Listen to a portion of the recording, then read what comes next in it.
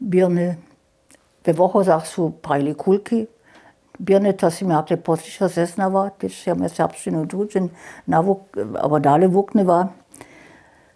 Aber vele rožky, rožka sa tež nie prajva, ale žito.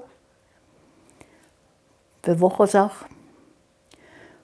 Rypa, wodova rypa vele. To si me... A džes miljo mamy naše domske, to tež naše polo było, a moje woki.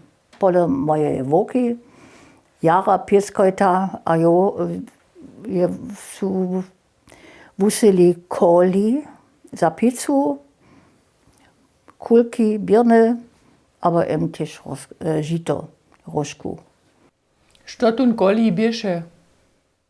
Rostlina, kotož je za pizzovanie kowy używała. To jest tak lahko wutarała, bieše taka niska rostlina, aber też zeradella, to bieše też taka pizzovanska rostlina.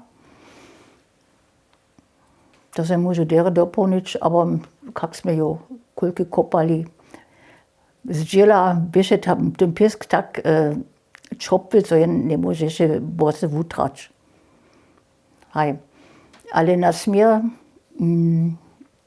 čelno, da se rade dopomínam na wiele polnych mienów. Na przykład nasze polo je było w Zaluze. A pon su ta Svietlica, Smieszki, Porduby, Kšinoc,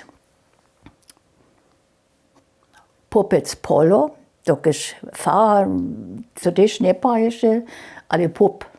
A to bieže je pola, kotož farje slušachu, to biežu popec pola.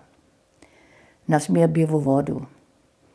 Ale tedy jeszcze fara we Wochozach był, a dżęca hižo žanfara lito, jo ne bydli, dokiż fara je přenajena na dwie słužbie. No. Z dziecimi.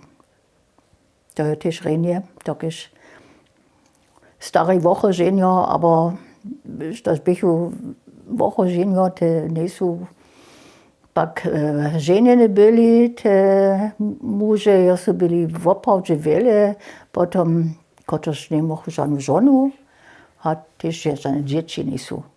Bon, wiele dzieci byli. Spodzisza.